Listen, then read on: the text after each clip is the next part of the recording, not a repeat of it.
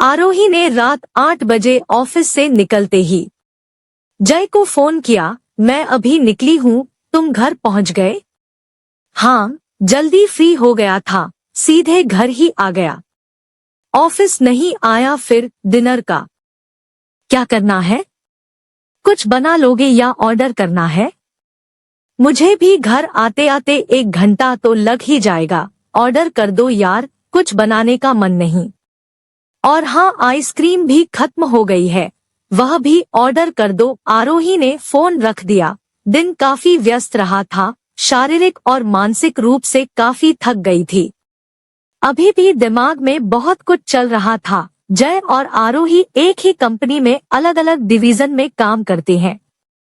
आरोही पुणे की है और मुंबई में 2 साल से एक बड़ी कंपनी में जय से बड़ी पोस्ट पर है और बहुत अच्छी तरह अपनी लाइफ जी रही है।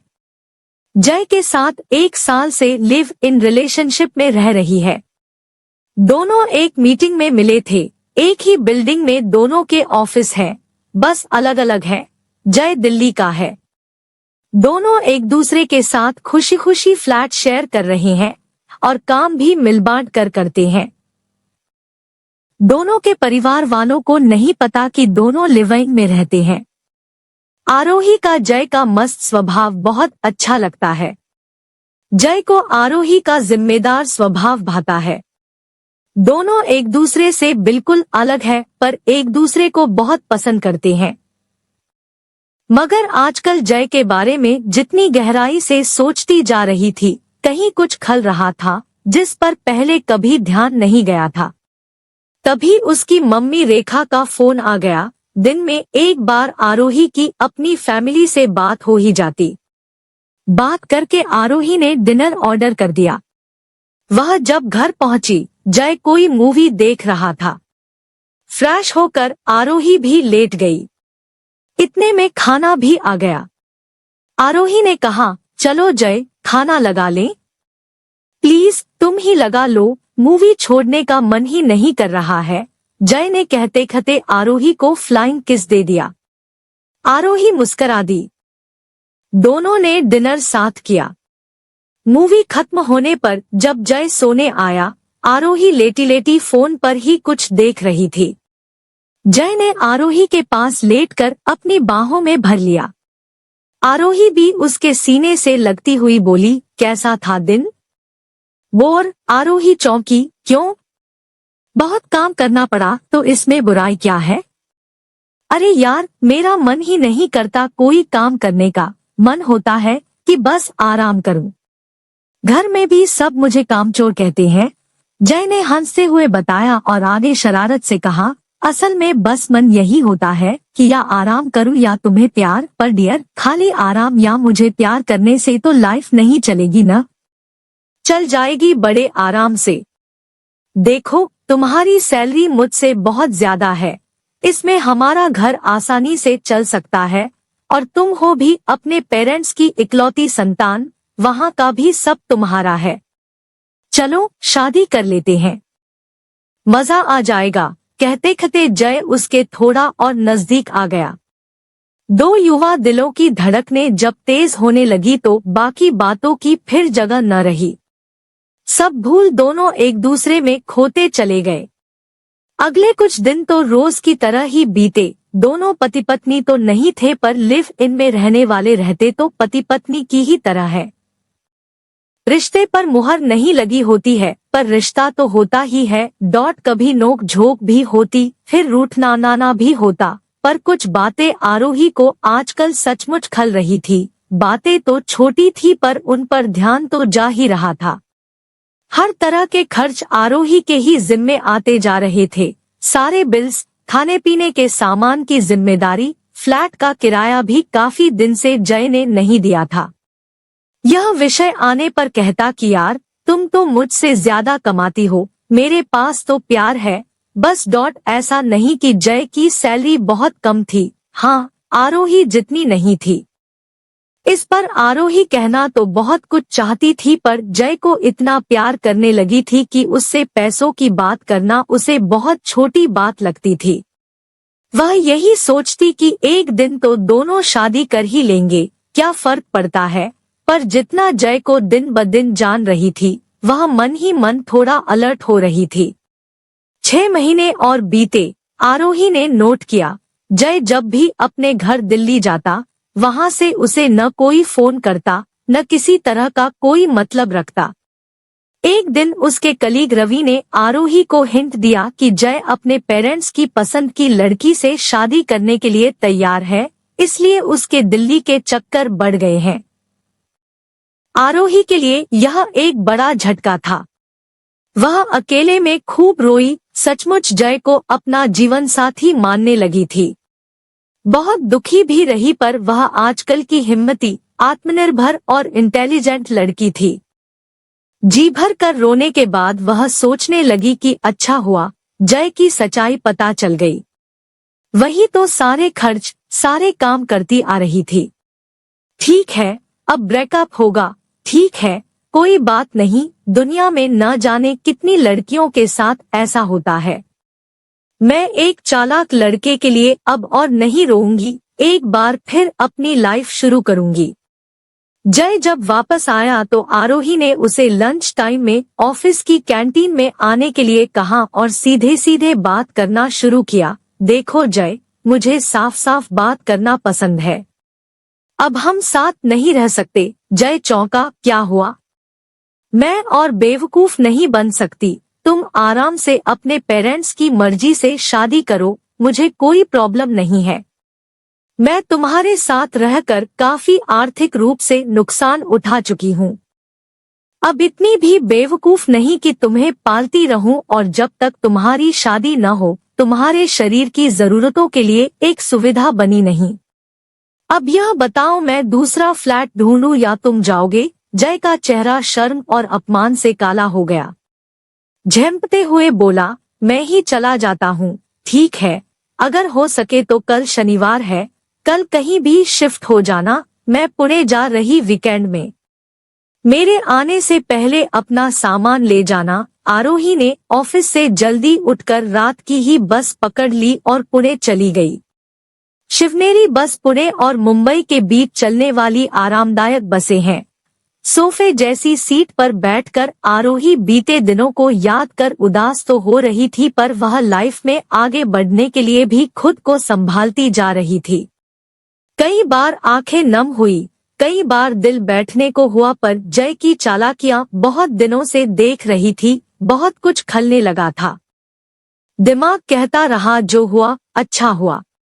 पुणे आने तक दिल भी दिमाग का साथ देने लगा कि अच्छा हुआ एक लालची, स्वार्थी और कामचोर इंसान का साथ छूटा। मजबूत कदमों से चलते हुए उसने घर पहुंचकर खुद को माँ की नर्म, स्नेही बाहों में सौंप दिया। माँ थी। उदास चेहरा देखकर समझ गई बेटी रात को यूं ही तो नहीं आई, हमेशा सुबह की बस पकड़कर आती थी, पर उस समय किसी ने कुछ नहीं पूछा। उसके पापा संजय ने उसे खूब दुलारा। खाना खाकर थकी हूँ माँ, सुबह बात करते हैं, कहकर आरोही सोने लेट गई। शनिवार और रविवार आरोही ने हमेशा की तरह अपने मम्मी पापा के साथ बिताए। तीनों थोड़ा घूम कर आए, बाहर खाया पिया। रेखा आरोही की पसंद की चीजें बनाती रही। आरोही का बुझा चेहरा देख 1 से 2 बार पूछा, आरोही सब ठीक तो है ना? ऑफिस के काम का स्ट्रेस है क्या? नहीं मम्मी, सब ठीक है। रेखा समझदार माँ थी। समझ गई, बेटी अभी अपने मन की कोई बात शेयर करने के मूड में नहीं है, जब ठीक समझेगी खुद ही शेयर कर लेगी। माम बेटी की बॉन्डिंग अच्छी है, जब ठीक लगेगा बताएगी। संडे की रात आरोही वापस मुंबई आने के लिए पैकिंग कर रही थी। संजय ने कहा, बेटा एक परिचित है, उन्होंने अपने बेटे सुमित के लिए तुम्हारे लिए बात की है।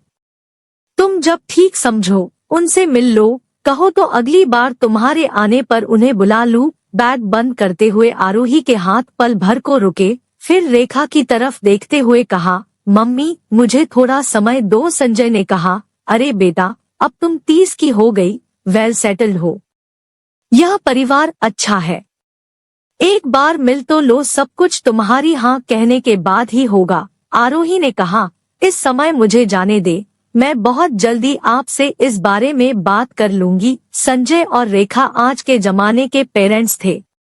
उन्होंने बेटी पर अपनी मर्जी कभी नहीं थोपी, उसे भरपूर सहयोग दिया हमेशा। यह भी एक कारण था कि आरोही बहुत स्ट्रॉन्ग, बोल्ड और इंटेलिजेंट थी। वह अपनी शर्तों पर जीने वाली लड़की थी, फिर भी अपने पेरेंट्स की बहुत रिस्पेक्ट करती। रेखा ने मन ही मन कुछ अंदाजा लगाया कि कोई बात है जरूर। हमेशा खिला रहने वाला चेहरा यूं ही नहीं बुझा।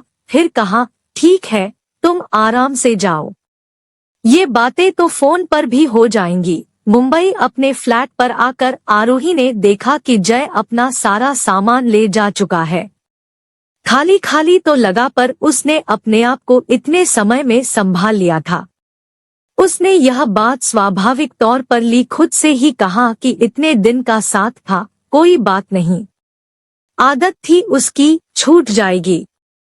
ऐसे झूठे रिश्तों के लिए अफसोस करने में वह अपनी लाइफ नहीं बिता सकती।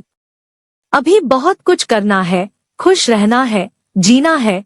लाइफ जय जैसों के साथ खत्म नहीं हो जाती। बस यह विचार आते ही आरोही रोज की तरह ऑफिस पहुंची। रवि ने बताया कि जय किसी दोस्त के साथ रहने चला गया है। तुमने जो किया ठीक किया। जय के ऑफिस की बिल्डिंग से आते जाते जब भी कभी उसका आमना सामना हुआ, आरोही के निर्विकार चेहरे को देख जय की कभी हिम्मत ही नहीं हुई उससे बात करने की। कुछ महीनों बाद आरोही ने पेरेंट्स के कहने पर सुमित से मिलना स्वीकार कर लिया। सुमित मुंबई में ही काम करता था। वह अपने दो दोस्तों के साथ फ्लैट शेयर करता था। पुणे में सुमित अपने मम्मी पापा विकास और आरती और छोटी बहन सीमा के साथ उनके घर आया। पहली मीटिंग में तो सब एक दूसरे से मिलकर खुश हुए। मुंबई में ही होने के कारण सुमित चाहता था कि वह मुंबई में ही जॉब करने वाली लड़की के साथ शादी करे। सबको यह सोचकर अच्छा लग रहा था कि दोनों पुणे आते जाते रहेंगे। दोनों के ही घर एक जगह थे, सब कुछ ही देखते तय होता गया। आरोही ने पेरेंट्स की पसंद का मान रखा। सुमित से जितना मिली वह ठीक ही लगा। आरोही चाहती थी कि नया रिश्ता वह ईमानदारी के साथ शुरू करे। वह सुमित को जय के साथ लिव इन में रहने के बारे में बताना चाहती थी। इस बारे में जब उसने अपने पक्के दोस्त रवि से बात की तो रवि ने कहा, क्या जरूरत है, मत बताओ। कोई भी लड़का कितनी भी मॉडर्न हो यह बर्दाश्त नहीं करेगा। क्यों? अगर वह मुझे बताए कि वह भी किसी गर्लफ्रेंड के साथ लिव इन में रहा है तो मैं तो कुछ नहीं कहूंगी, उल्टा इस बात पर खुश होंगी कि मेरे होने वाले पति ने ईमानदारी के साथ मुझसे अपना सच शेयर किया। यार, तुम आरोही हो सबसे अलग, सबसे प्यारी लड़की। फिर आरोही को हंसाने के लिए शरारत से कहा, मेरी बीवी आज तक मेरे कॉलेज की गर्लफ्रेंड को लेकर ताने मारती है। अब बोलो। आरोही हंस पड़ी, बकवास मत करो, जानती हूँ मैं तुम्हारी बीवी को, वह बहुत अच्छी है। हाँ, यही तो समझो, लड़के जल्दी हजम नहीं करते ऐसी बातों को। वह तो तुम बहुत बड़े दिल की हो। रवि ने काफी समझाया, पर आरोही जब सुमित के कहने पर उसके साथ डिनर पर गई तो आरोही ने जय के बारे में सब बता दिया। सुनकर सुमित मुस्कराया, तुम बहुत सच्ची हो आरोही, मुझे इन बातों का फर्क नहीं पड़ता।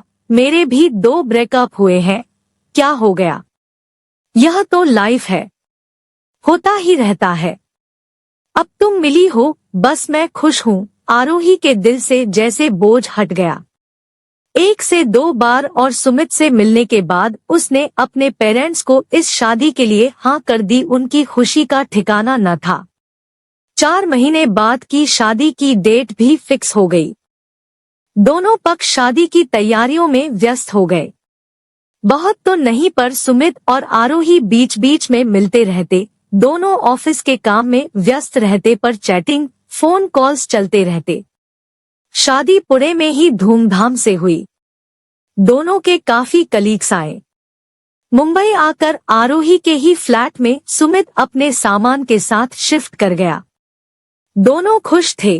आरोही ने जय का ख्याल पूरी तरह से दिलोदिमाग से निकाल दिया था। 1 साल बहुत खुशी से बीता। आरोही अपनी लाइफ से अब पूरी तरह संतुष्ट व सुखी थी।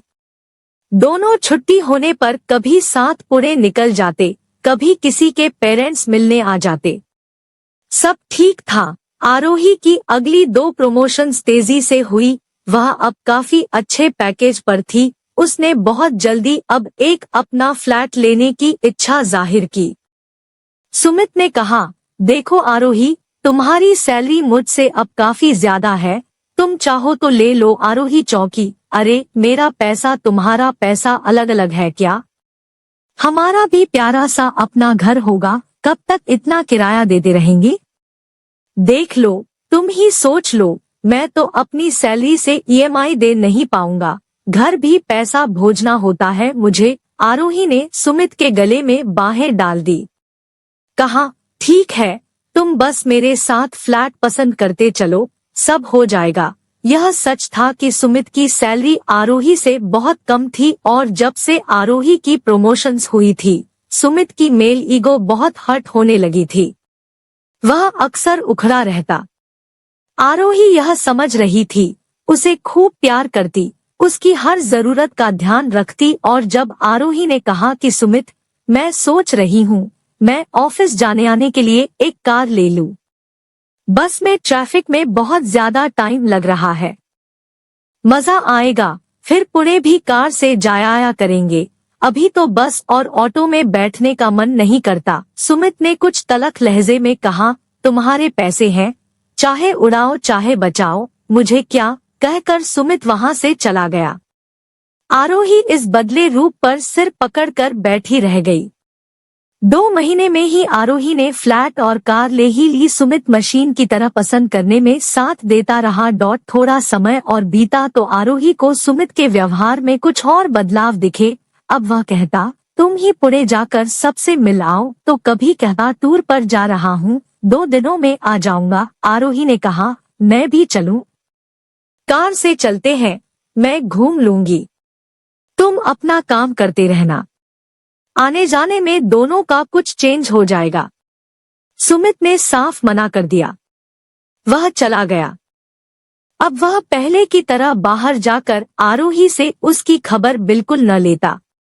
आरोही फोन करती तो बहुत बिजी हूँ, घर आकर ही बात करूंगी, कहकर फोन रख देता। सुमित बहुत बदल रहा था और इसका कारण भी आरोही के सामने जब आया तो वह ठगी सी रह गई। एक सुबह सुमित सो रहा था, उसका मोबाइल साइलेंट था, पर जब कविता नाम उसकी स्क्रीन पर बार बार चमकता रहा, आरोही ने धीरे से फोन उठाया और दूसरे कमरे में जाकर जैसे ही हेलो कहा, फोन कट गया। आरोही ने यूं ही व्हाट्सएप चैट खोल ली और जैसे तैसे फिर कविता और सुमित की चैट पढ़ती गई। साफ हो गया कि दोनों का जबरदस्त अफेयर चल रहा है। गुस्से के मारे आरोही का खून खौल उठा। साफ साफ समझ आ गया कि सुमित की बेरुखी का क्या कारण है। वह चुपचाप सोफे पर बैठी कभी रोती, कभी खुद को समझाती, सुमित के जागने का इंतजार कर रही थी। सुमित जब सोकर उठा, आरोही के हाथ में अपना फोन देख चौंका। आरोही का चेहरा देख उसे सब समझ आ गया। बेशर्मी से बोला, क्या हुआ? तुम बताओ, यह सब क्या चल रहा है? तो तुम भी तो शादी से पहले लिव इन रिलेशनशिप में रही थी। आरोही हैरान रह गई। बोली, ये सब तो शादी से पहले की बात है और तुम्हें सब पता था। मैंने तुम्हें शादी के बाद तो कभी धोखा नहीं दिया। तुम तो मुझे अब धोखा दे रहे हो। असल में मैं तुमसे अलग होना चाहता हूँ। मैं अब कविता से शादी करना चाहता हूँ। आरोही ने गुस्से से कहा, तुम्हें जरा भी शर्म नहीं आ रही है? तुम्हें आई थी लिव इन में रहते हुए। पहले की बात अब इतने दिनों बात करने का मतलब? अब अपनी अय्याशी छिपाने के लिए मुझ पर उंगली उठा रहे हो? मैंने अपना ट्रांसफर दिल्ली करवा लिया है, आज मैं पुणे जा रहा हूँ। कहकर सुमित आरोही की तरफ कुटिलता से देखते हुए मुस्कराया और वॉशरूम चला गया। आरोही को कुछ नहीं सूझ रहा था। यह क्या हो गया? अपना अफेयर चल रहा है, तो गड़े मुर्दे उखाड़कर मुझ पर ही इल्जाम डाल रहा है।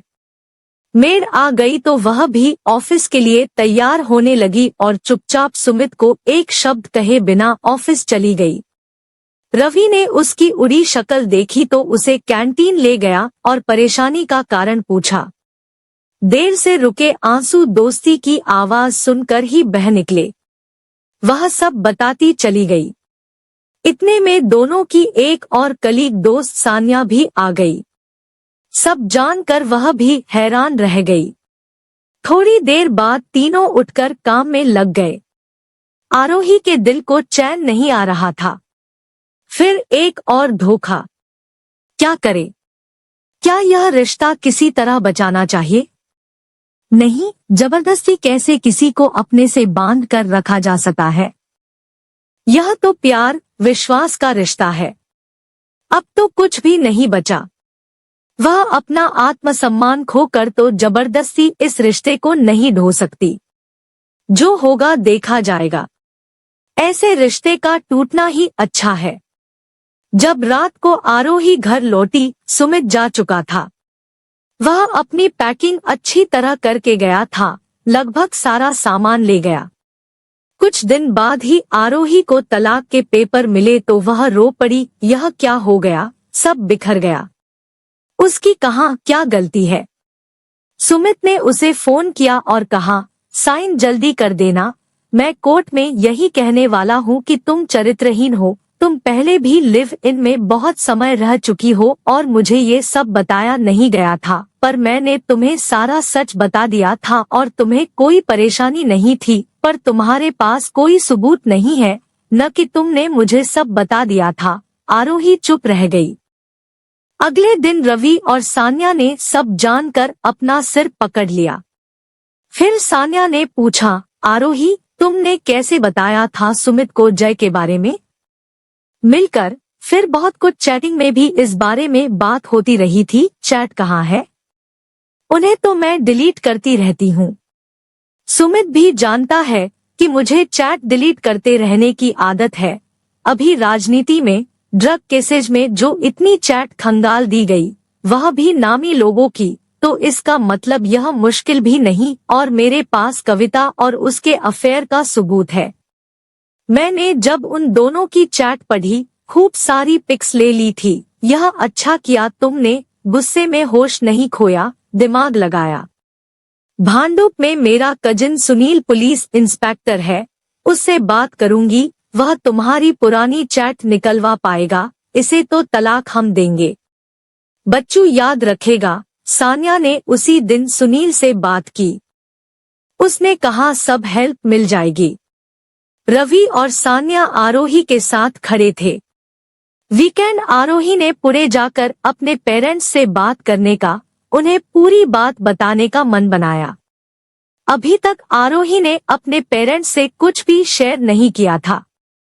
सुमित आरोही से अब बिल्कुल टच में नहीं था। कभी कभी एक मैसेज तलाक के बारे में कर देता। संजय और रेखा पूरी बात सुनकर सिर पकड़कर बैठ गए। कुछ समझ न आया। दोनों को जय के बारे में भी अभी पता चला था। क्या कहते? बच्चे जब आत्मनिर्भर होकर हर फैसला खुद लेने लगे तो समझदार पेरेंट्स कुछ कहने का फायदा नहीं है, यह भी जानते हैं। जय के साथ, सुमित के साथ बेटी का अनुभव अच्छा नहीं रहा। प्यारी समझदार बेटी दुखी है। यह समय उसे कुछ भी ज्ञान देने का नहीं है। इस समय उसे अपने पेरेंट्स की सपोर्ट चाहिए, कोई ज्ञान नहीं। और सुमित तो गलत कर ही रहा था।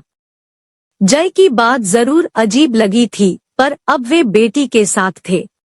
संजय ने कहा, मैं आज ही वकील से बात करता हूँ। रेखा ने सुमित के पेरेंट्स अनिल और रमेश से बात की, मिलने के लिए कहा। उन्होंने आरोही को चरित्रहीन कहते हुए रेखा के साथ काफी अपमानजनक तरीके से बात की तो सबको समझ आ गया, यह रिश्ता नहीं बचेगा। रवि और सान्या आरोही के टच में थे। सुनील ने काफी हिम्मत बंधा दी थी। बहुत कुछ सोचकर सुमित को आरोही ने फोन किया। सुमित, मैं पुणे आई हुई हूँ, कल सुबह चली जाऊंगी। आज तुमसे मिलना चाहती हूँ। कैफे कॉफी डे में आज शाम को 5 बजे आओगे? ठीक है, पता नहीं क्या सोचकर सुमित मिलने के लिए तैयार हो गया। आरोही बिना पेरेंट्स को बताए सुमित से मिलने के लिए पहुंची। दिल में अपमान और क्रोध का एक तूफान सा था। आज भड़ास निकालने का एक मौका मिल ही गया था। एक टेबल पर बैठा सुमित उसे देखकर जीत और बेशर्मी के भाव के साथ मुस्कुराया। उसके बैठते ही कहा, देखो, गिड़गिड़ाना मत, मुझे दीनहीन लड़कियां अच्छी नहीं लगती। यह सुनते ही आरोही के दिल में कुछ बचा भी एक पल में खत्म हो गया। मजबूत स्वर में बोली, मुझे भी धोखेबाज लोग अच्छे नहीं लगते। आज तुम्हें बस इतना बताने आई हूँ कि मैं जाकर तलाक के पेपर साइन कर दूंगी। अभी तक पूरी तैयारी भी तो करनी थी। सुमित उसकी आवाज की मजबूती पर चौंका। कैसी तैयारी? तुम मुझे चरित्रहीन बताने वाले हो ना? मैंने भी तुम्हारी और कविता की सारी चैट के फोटो ले लिए थे और इंस्पेक्टर सुनील हमारी वे चैट निकाल रहे हैं जिनमें मैंने तुम्हें साफ साफ जय के बारे में पहले ही बता दिया था और तुम्हें उसमें कोई आपत्ति नहीं थी। तुम्हारे ऊपर तो ऐसी ऐसी बात उठेगी कि किसी लड़की को आगे धोखा देना भूल जाओगे। सारी अय्याशियां न भूल जाओ तो कहना। मैं कभी कमजोर लड़की नहीं रही। तुम्हारे जाने का अफसोस हो ही नहीं सकता मुझे। मैं खुश हूँ कि जल्द ही तुमसे पीछा छूट गया। मैं तो एक बार फिर जीवन में आगे बढ़ने के लिए पूरी तरह तैयार हूँ। अब कोर्ट में अपने वकील के साथ मिलेंगे, कहकर मुस्कुराते हुए आरोही खड़ी हो गई।